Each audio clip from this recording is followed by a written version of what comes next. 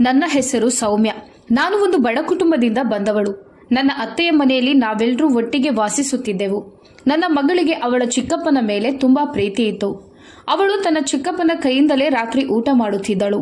ನಾನು ಅವಳಿಗೆ ಊಟ ಮಾಡಿಸಲು ಪ್ರಯತ್ನಿಸಿದ್ರೆ ಅವಳು ಅಳಲು ಪ್ರಾರಂಭಿಸುತ್ತಿದ್ದಳು. ಚಿಕ್ಕಪ್ಪ ಮತ್ತು ಸೋದರ ಸೊಸೆಯ ನಡುವಿನ ಈ ಪ್ರೀತಿಯನ್ನು ನೋಡಿ ನಾನು ತುಂಬಾ ಸಂತೋಷಪಟ್ಟಿದ್ದೆ.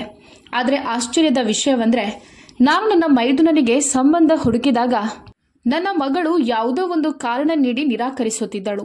ಒಂದು ದಿನ ನಾನು ಕತ್ತಲೆಯಲ್ಲಿ ನನ್ನ ಮಗಳ ಕೋಣೆಗೆ ನನ್ನ ಮೈದುನನ ಬಟ್ಟೆಗಳನ್ನು ಧರಿಸಿ ಹೋದೆ.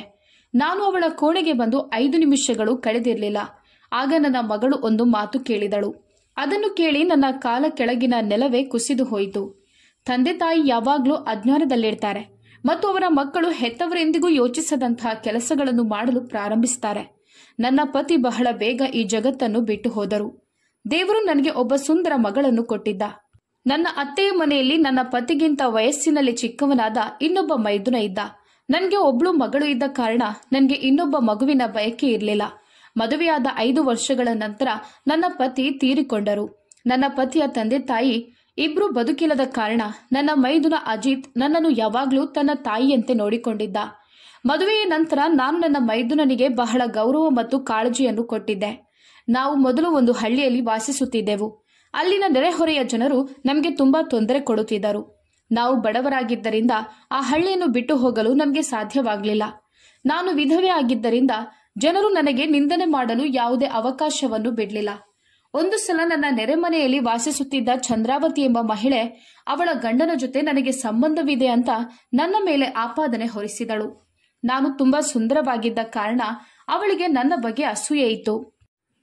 ನನ್ನ ಸುತ್ತಮುತ್ತಲಿನ ಎಲ್ಲಾ ಮನೆಗಳಲ್ಲಿ ನನ್ನನ್ನು ಹೊಗಳುತ್ತಿದ್ದರು. ಚಂದ್ರಾವತಿಗೆ ಇದು ಇಷ್ಟವಾಗುತ್ತಿರಲಿಲ್ಲ. ಆದ್ದರಿಂದ ಅವಳು ನನ್ನನ್ನು ಜನರ ಕಣ್ಣಲ್ಲಿ ಕೆಟ್ಟವಳಾಗಿ ಕಾಣಿಸುವಂತೆ ಮಾಡಲು ಏನಾದರೂ ಒಂದು ಕಾರಣ ಹುಡುಕುತ್ತಿದ್ದಳು. ಆ ಸಮಯದಲ್ಲಿ ನನ್ನ ಮಗಳು ಚಿಕ್ಕವಳಾಗಿದ್ದಳು ಮತ್ತು ನನ್ನ ಗಂಡ ಕೂಡ ತೀರಿಕೊಂಡಿದ್ದರು. ಆದ್ದರಿಂದ ನಾನು ಏನನ್ನು ಮಾಡಲು ಸಾಧ್ಯವಾಗಲಿಲ್ಲ. ನಾನು ತುಂಬಾ ಅಸಹಾಯಕಳಾಗಿದ್ದೆ. ಅವಳು ನನ್ನ ಮೇಲೆ ವಿವಿಧ ರೀತಿಯ ಆರೋಪಗಳನ್ನು ಮಾಡುತ್ತಿದ್ದಳು. ಅದನ್ನು ಹಳ್ಳಿಯ ಜನರು ನಿಜವೆಂದು ನಂಬುತ್ತಿದ್ದರು ಮತ್ತು ನನ್ನನ್ನು ಕೆಟ್ಟ ಮಹಿಳೆ ಎಂದು ಕರೆಯುತ್ತಿದ್ದರು. ಈ ವಿಷಯ ನನ್ನ ಮಗಳ ಮೇಲೂ ಪರಿಣಾಮ ಬೀರುತ್ತಿತ್ತು. ಜನರು ತಾಯಿ ಹೀಗಿದ್ರೆ ಮಗಳು ಹೇಗಾಗುತ್ತಾಳೆ ಅಂತ ಹೇಳ್ತಿದ್ರು. ನನ್ನ ಹಳ್ಳಿಯ ಜನರು ನನ್ನ ಮದುವೆಯನ್ನು ಹಳ್ಳಿಯ ಒಬ್ಬ ಬಡವನೊಂದಿಗೆ ಮಾಡಿಸುವುದಾಗಿ ಹೇಳುತ್ತಿದ್ದರು. ಆದರೆ ನನ್ನ ಮಗಳು ಚಿಕ್ಕವಳಾಗಿದ್ದರಿಂದ ನನಗೆ ಅದು ಇಷ್ಟವಿರಲಿಲ್ಲ. ನನ್ನ ಮಗಳನ್ನು ಒಪ್ಪಿಕೊಳ್ಳದ ಇನ್ನೊಬ್ಬ ಪುರುಷನ ಜೊತೆ ನಾನು ಮದುವೆಯಾಗಲು ಸಾಧ್ಯವಿಲ್ಲ ಅಂತ ನನಗೆ ಅನಿಸಿತು. ನನ್ನ ಪತಿ ತೀರಿಕೊಂಡ ನಂತರ ಈ ಎಲ್ಲ ಸಮಸ್ಯೆಗಳು ಪ್ರಾರಂಭವಾದವು. ಚಂದ್ರಾವತಿ ನನಗೆ ತುಂಬಾ ತೊಂದರೆ ಕೊಡುತ್ತಿದ್ದಳು. ನನಗೆ ತುಂಬಾ ಬೇಸರವಾಗುತ್ತಿತ್ತು. ನನ್ನ ಮೈದುನನ ಜೊತೆ ಮದುವೆ ಕೂಡ ಸಾಧ್ಯವಿರಲಿಲ್ಲ. ಯಾಕಂದ್ರೆ ಅವನು ನನಗಿಂತ ಚಿಕ್ಕವನಾಗಿದ್ದ. ನನ್ನ ಮೈದುನ ಬಹಳ ಬುದ್ಧಿವಂತ ಮತ್ತು ಒಳ್ಳೆಯ ಮನುಷ್ಯನಾಗಿದ್ದ. ಅವನು ನನಗೆ ತುಂಬಾ ಗೌರವವನ್ನು ಕೊಡುತ್ತಿದ್ದ. ಆದರೆ ನಾನು ಬೇರೆಯವರ ಜೊತೆ ಮದುವೆ ಆಗಲು ಸಾಧ್ಯವಾಗುತ್ತಿರಲಿಲ್ಲ. ಯಾಕಂದ್ರೆ ಚಂದ್ರಾವತಿಯಿಂದಾಗಿ ನನಗೆ ಆ ಹಳ್ಳಿಯಲ್ಲಿ ಸಾಕಷ್ಟು ಅವಮಾನವಾಗಿತ್ತು. ಆ ಹಳ್ಳಿಯಲ್ಲಿ ವಾಸಿಸುತ್ತಾ ನನಗೆ ಖುಷಿಯಾಗಿರಲು ಸಾಧ್ಯವಿಲ್ಲ ಅಂತ ನನಗೆ ಅನಿಸಿತು. ಒಂದು ದಿನ ಚಂದ್ರಾವತಿ ಎಲ್ಲೇ ಮೀರಿದಳು. ಅವಳು ಇಡೀ ಹಳ್ಳಿಯಲ್ಲಿ ನಾನು ನನ್ನ ಮನೆಯಲ್ಲಿ ಬೇರೆ ಪುರುಷರನ್ನು ಭೇಟಿಯಾಗಲು ಕರೆಯುತ್ತೇನೆ ಅಂತ ಸುಳ್ಳು ಹರಡಿದಳು. ನನ್ನ ಮೈದುನ ಅಜಿತ್ಗೆ ಈ ವಿಷಯ ತಿಳಿದಾಗ ಅವನು, ಅತ್ತಿಗೆ, ನನಗೆ ನಿಮ್ಮ ಮೇಲೆ ಸಂಪೂರ್ಣ ನಂಬಿಕೆ ಇದೆ. ನಾವು ಈ ಮನೆಯನ್ನು ಬಿಟ್ಟು ಬೇರೆ ಕಡೆ ಹೋಗೋಣ. ಇಲ್ಲಿ ನಮ್ಮ ಬಗ್ಗೆ ಹೆಚ್ಚು ಕೆಟ್ಟದಾಗಿ ಮಾತನಾಡ್ತಿದ್ದಾರೆ ಮತ್ತು ನಾವು ನಮ್ಮ ಮಗಳು ದಿಯಾಳ ಬಗ್ಗೆ ಕೂಡ ಯೋಚಿಸಬೇಕು. ಅವಳು ಒಬ್ಬ ಹುಡುಗಿ. ಅವಳನ್ನು ಕೆಟ್ಟದಾಗಿ ಹೇಳೋದು ನನಗೆ ಇಷ್ಟ ಇಲ್ಲ.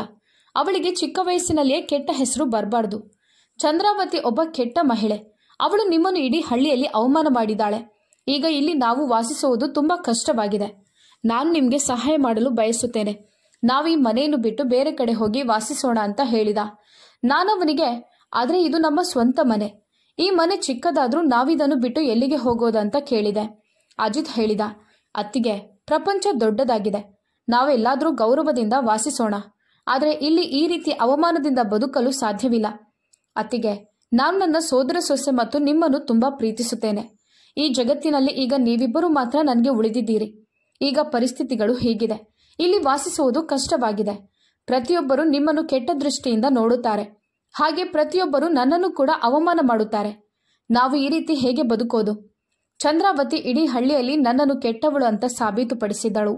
ಆ ಹಳ್ಳಿಯಲ್ಲಿ ವಾಸಿಸುತ್ತಿದ್ದಾಗ ನಾನು ನನ್ನ ಚಿಕ್ಕ ವಯಸ್ಸಿನ ಮೈದುನನ ಮೇಲೆ ಕಣ್ಣಿಟ್ಟಿದ್ದೇನೆ ಮತ್ತು ಬೇರೆ ಪುರುಷರ ಜೊತೆ ಸಂಬಂಧ ಇಟ್ಟುಕೊಂಡು ನಾನೇ ನನ್ನ ಪತಿಯನ್ನು ಕೊಂದಿದ್ದೇನೆ ಅಂತ ಕೂಡ ಹೇಳಿದಳು. ನಾನು ನನ್ನ ಪತಿಯನ್ನು ಪ್ರೀತಿಸಿ ಮದುವೆಯಾಗಿದ್ದೆ. ನನ್ನ ಪತಿ ನನ್ನನ್ನು ನಗರದಿಂದ ಕರೆದುಕೊಂಡು ಬಂದು ಈ ಹಳ್ಳಿಯಲ್ಲಿ ಇಟ್ಟಿದ್ದರು. ನನ್ನ ಸೌಂದರ್ಯ ಮತ್ತು ನನ್ನ ಪ್ರೀತಿಯ ಮದುವೆ ನನಗೆ ಅವಮಾನ ಮತ್ತು ಕೆಟ್ಟ ಹೆಸರನ್ನು ಹೊರತುಪಡಿಸಿ ಏನನ್ನೂ ನೀಡಿರಲಿಲ್ಲ. ಮದುವೆಯಾದ ನಂತರ ನಾನು ನನ್ನ ಪತಿಯ ಮನೆಗೆ ಬಂದಾಗ ನನಗೆ ಶಾಂತಿಯುತ ಜೀವನ ಸಿಗುತ್ತದೆ ಅಂತ ನಾನಂದುಕೊಂಡಿದ್ದೆ. ಆದರೆ ಇಲ್ಲಿ ನನ್ನ ನೆಮ್ಮದಿ ಕೊನೆಗೊಳ್ಳುತ್ತದೆ ಅಂತ ನನಗೆ ಗೊತ್ತಿರಲಿಲ್ಲ. ಚಂದ್ರಾವತಿಯಂತಹ ಮಹಿಳೆ ನನ್ನ ಜೀವನದಲ್ಲಿ ಒಬ್ಬ ಕೆಟ್ಟ ಪಾತ್ರವನ್ನು ನಿರ್ವಹಿಸಿದಳು. ನಾನು ಖಿನ್ನತೆಗೆ ಒಳಗಾಗಿದ್ದೆ. ನನ್ನ 4 ವರ್ಷದ ಮಗಳ ಮೇಲೆ ಕೂಡ ನಾನು ತುಂಬಾ ಕೋಪ ಮಾಡಿಕೊಳ್ಳುತ್ತಿದ್ದೆ. ಆದರೆ ಈಗ ನನ್ನ ಮಗಳಿಗೆ 20 ವರ್ಷ ಮತ್ತು ನನ್ನ ಮೈದುನನಿಗೆ 35 ವರ್ಷ. ನಾವು ಆ ಹಳ್ಳಿಯನ್ನು ರಾತ್ರಿ ಕತ್ತಲೆಯಲ್ಲಿ ಬಿಟ್ಟು ನಗರಕ್ಕೆ ಬಂದೆವು. ನನ್ನ ತವರೂರು ನಗರದಲ್ಲಿಯೇ ಇತ್ತು. ನಾನು ನನ್ನ ತಂದೆ ತಾಯಿಯ ಚಿಕ್ಕ ಮತ್ತು ಅಚ್ಚುಮೆಚ್ಚಿನ ಮಗಳಾಗಿದ್ದೆ. ನನ್ನ ಪತಿ ಕೆಲಸಕ್ಕಾಗಿ ಹಳ್ಳಿಯಿಂದ ನಗರಕ್ಕೆ ಬರುತ್ತಿದ್ದರು ಮತ್ತು ಆಗ ನಮಗೆ ಇಬ್ಬರಿಗೂ ಪ್ರೀತಿ ಶುರುವಾಯಿತು. ನಾನು ವಿದ್ಯಾವಂತ ಹುಡುಗಿಯಾಗಿದ್ದೆ ಮತ್ತು ನನ್ನ ತಾಯಿ ತಂದೆ ತಮ್ಮ ವಿದ್ಯಾವಂತ ಮಗಳನ್ನು ಯಾವುದೇ ಹಳ್ಳಿಯ ಅನಕ್ಷರಸ್ಥ ಹುಡುಗನೊಂದಿಗೆ ಮದುವೆ ಮಾಡೋದಿಲ್ಲ ಅಂತ ನನಗೆ ಚೆನ್ನಾಗಿ ತಿಳಿದಿತ್ತು. ನಾನು ನನ್ನ ಪತಿಯನ್ನು ತುಂಬಾ ಪ್ರೀತಿಸ್ತಿದ್ದೆ. ಅವರು ಹೆಚ್ಚು ವಿದ್ಯಾವಂತರಾಗಿರಲಿಲ್ಲ ಅಂತ ನನಗೆ ಎಂದಿಗೂ ಅನ್ನಿಸಲಿಲ್ಲ. ಅವರು ನನ್ನನ್ನು ತುಂಬಾ ಸಂತೋಷವಾಗಿ ನೋಡಿಕೊಳ್ಳುತ್ತಿದ್ದರು. ಆದ್ದರಿಂದ ನಾನವರ ಪ್ರೀತಿಯಲ್ಲಿ ನನ್ನ ತಾಯಿ ತಂದೆಯ ಮನೆಯನ್ನು ಬಿಟ್ಟು ಹಳ್ಳಿಯಲ್ಲಿ ಬಂದು ನೆಲೆಸಿದೆ. ನನ್ನ ಪತಿಯ ತಾಯಿ ತಂದೆ ಬದುಕಿಲ್ಲದ ಕಾರಣ ಮತ್ತು ಚಿಕ್ಕವನಾದ ಒಬ್ಬ ತಮ್ಮ ಮಾತ್ರ ಇದ್ದುದರಿಂದ ಮದುವೆಯ ನಂತರ ನನಗೆ ಅತ್ತೆಯ ಮನೆಯಲ್ಲಿ ಯಾವುದೇ ತೊಂದರೆ ಆಗಲಿಲ್ಲ. ನಾನು ಮದುವೆಯಾದಾಗ ನನ್ನ ಮೈದುನನಿಗೆ 9 ವರ್ಷ ವಯಸ್ಸಾಗಿತ್ತು. ನಾವು ನಗರಕ್ಕೆ ಬಂದಾಗ ನಾವು ಅನೇಕ ಸಮಸ್ಯೆಗಳನ್ನು ಎದುರಿಸಬೇಕಾಯಿತು.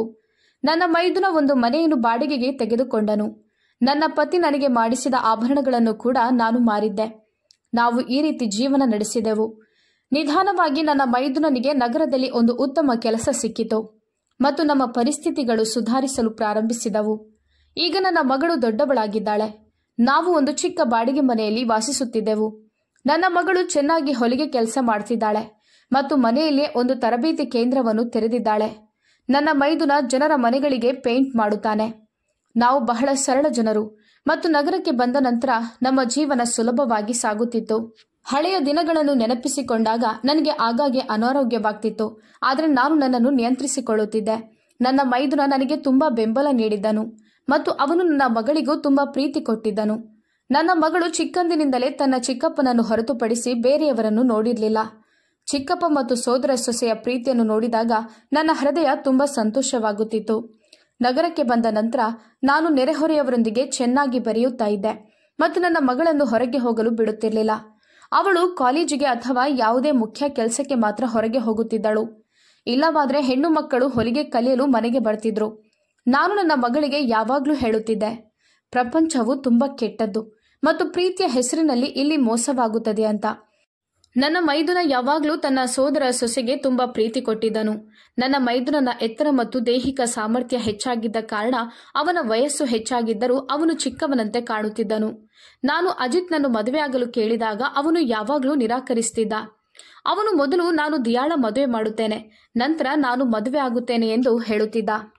ನಾನವನಿಗೆ, ಅಜಿತ್, ಅಲ್ಲಿಯವರೆಗೆ ಕಾದ್ರೆ ನಿನ್ಗೆ ವಯಸ್ಸಾಗಿ ಬಿಡುತ್ತೆ ಅಂತ ಹೇಳಿದಾಗ ಅವನು ನನಗೆ ನನ್ನ ವಯಸ್ಸಿನ ಬಗ್ಗೆ ಯಾವುದೇ ಚಿಂತೆ ಇಲ್ಲ ಅಂತ ಹೇಳುತ್ತಿದ್ದ. ನಾನು ಯಾವಾಗಲೂ ನನ್ನ ಮೈದುನನ ಬಗ್ಗೆ ಚಿಂತೆ ಇಲ್ಲದೆ ಇದ್ದೆ. ಅವನು ನನ್ನ ಮಗಳ ಬಗ್ಗೆ ತುಂಬಾ ಕಾಳಜಿ ವಹಿಸ್ತಿದ್ದ ಮತ್ತು ನನ್ನ ಮಗಳ ಜೊತೆ ಒಬ್ಬ ಸ್ನೇಹಿತನಂತೆ ಇರುತ್ತಿದ್ದ.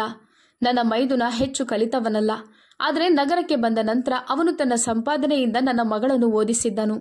ನನ್ನ ಮಗಳು ದೊಡ್ಡವಳಾದ ನಂತರ ತನ್ನ ಚಿಕ್ಕಪ್ಪನಿಗೆ ಕಲಿಸಿದ್ದಳು. ಇದರಿಂದಾಗಿ ನನ್ನ ಮೈದುನನಿಗೆ ಓದಲು ಬರೆಯಲು ತಿಳಿದಿತ್ತು. ಇವರಿಬ್ಬರ ಪ್ರೀತಿಯನ್ನು ನೋಡಿದಾಗ ನನಗೆ ತುಂಬಾ ಸಂತೋಷವಾಗುತ್ತಿತ್ತು. ಆದರೆ ನಂತರ ಕೆಲವು ವಿಚಿತ್ರ ಸಂಗತಿಗಳು ನಡೆಯಲು ಪ್ರಾರಂಭಿಸಿದವು. ನನ್ನ ಮಗಳು ನನ್ನ ಕೈಯಿಂದ ಊಟ ಮಾಡುತ್ತಿದ್ದಳು, ಆದರೆ ಕೆಲವು ದಿನಗಳಿಂದ ಅವಳು ತನ್ನ ಚಿಕ್ಕಪ್ಪನ ಕೈಯಿಂದಲೇ ಊಟ ಮಾಡುತ್ತೇನೆಂದು ಹಠ ಮಾಡುತ್ತಿದ್ದಳು. ನಾನು ನನ್ನ ಮಗಳಿಗೆ, ನಿನ್ನ ಚಿಕ್ಕಪ್ಪ ಈಗ ಮಲಗಿದ್ದಾರೆ, ಅವರು ಬೆಳಗ್ಗೆ ಕೆಲಸಕ್ಕೆ ಹೋಗ್ಬೇಕಿರೋದ್ರಿಂದ ಬೇಗ ಎದ್ದೇಳ್ತಾರೆ, ನೀನು ಊಟ ಮಾಡಿ ಮಲಗು ಅಂತ ಹೇಳಿದೆ.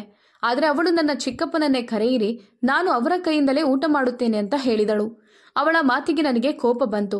ನಾನವಳಿಗೆ, ಇದು ಯಾವ ರೀತಿಯ ವರ್ತನೆ, ಚಿಕ್ಕ ಮಕ್ಕಳಂತೆ ಹಠ ಮಾಡ್ತಿದ್ಯಲ್ಲ ಎಂದು ಹೇಳಿದೆ.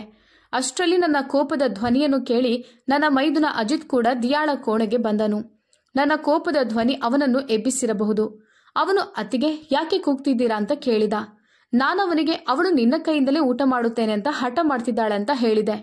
ನನ್ನ ಈ ಮಾತನ್ನು ಕೇಳಿ ಅಜಿತ್ ನಗಲು ಪ್ರಾರಂಭಿಸಿದ ಮತ್ತು ಇದೇನ್ ದೊಡ್ಡ ವಿಷಯನಾ, ಪರವಾಗಿಲ್ಲ, ನಾನು ದಿಯಾಗೆ ಊಟ ಮಾಡಿಸುತ್ತೇನೆ ಅಂತ ಹೇಳಿದ.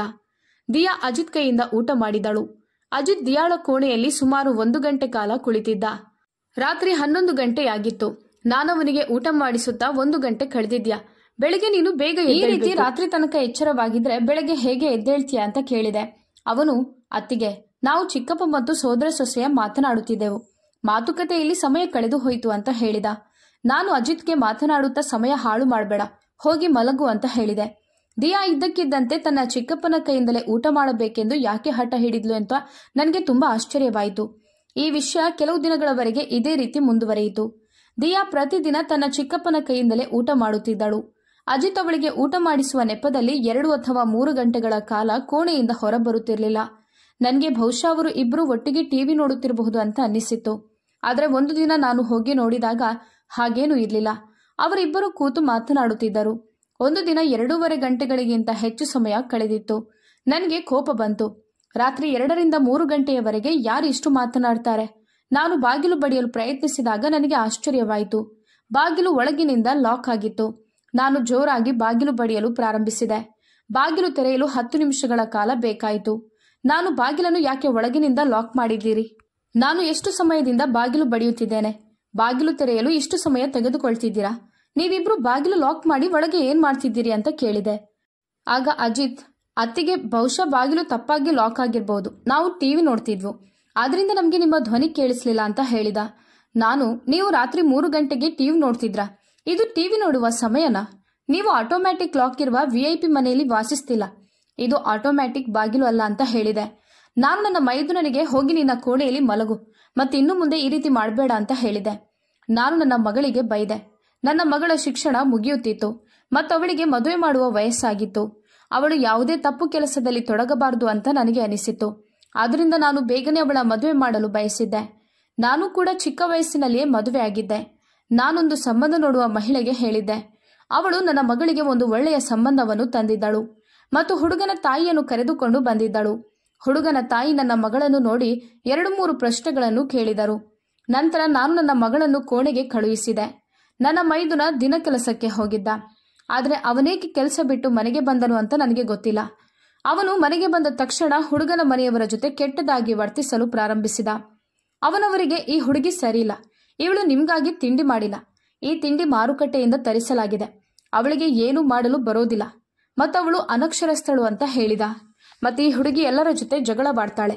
ಇತ್ತೀಚೆಗೆ ಅವಳು ತನ್ನ ಕಾಲೇಜಿನಲ್ಲಿ ತನ್ನ ಶಿಕ್ಷಕಿಯ ತಲೆಯನ್ನು ಹೊಡೆದು ಬಂದಿದ್ದಾಳೆ. ನೀವು ನಂಬೋದಿಲ್ಲ, ಪೊಲೀಸರು ಕೂಡ ನಮ್ಮ ಮನೆಗೆ ಬಂದಿದ್ರು. ನಾವು ಹೇಗೋ ಆ ಪ್ರಕರಣವನ್ನು ಮುಚ್ಚಿ ಹಾಕಿದ್ದೇವೆ ಅಂತ ಹೇಳಿದ. ಆ ಮಹಿಳೆ ಆಶ್ಚರ್ಯದಿಂದ ನನ್ನ ಮೈದುನನ್ನತ್ತ ನೋಡುತ್ತಿದ್ದಳು. ನಾನು ತುಂಬಾ ಟೆನ್ಷನ್ಗೊಳಗಾಗಿದ್ದೆ ಮತ್ತು ಅಜಿತ್ ಯಾಕೆ ಈ ರೀತಿ ವರ್ತಿಸುತ್ತಿದ್ದಾನೆ ಅಂತ ಯೋಚಿಸುತ್ತಿದ್ದೆ. ಅವನು ಸುಳ್ಳು ಹೇಳುತ್ತಿದ್ದನು ಎಂದು ನನಗೆ ಗೊತ್ತಿತ್ತು. ನನ್ನ ಮಗಳು ಎಂದಿಗೂ ಯಾವುದೇ ಶಿಕ್ಷಕಿಯ ತಲೆಯನ್ನು ಹೊಡೆದಿರಲಿಲ್ಲ. ಹಾಗೆ ಅವಳು ಶಾಲೆಗೆ ಹೋಗಿದ್ದಾಗಲೂ ಅವಳು ಯಾರಿಗೂ ಅಗೌರವ ತೋರಿಸುತ್ತಿರಲಿಲ್ಲ. ನಾನು ಅಜಿತ್ನಿಂದ ಈ ರೀತಿ ಏನು ನಿರೀಕ್ಷಿಸಿರಲಿಲ್ಲ. ಅವನು ಯಾವ ರೀತಿಯ ಅಮಲೇರಿಸಿಕೊಂಡು ಬಂದಿದ್ದಾನೆ ಅಂತ ನಾನು ಆಶ್ಚರ್ಯಪಟ್ಟೆ.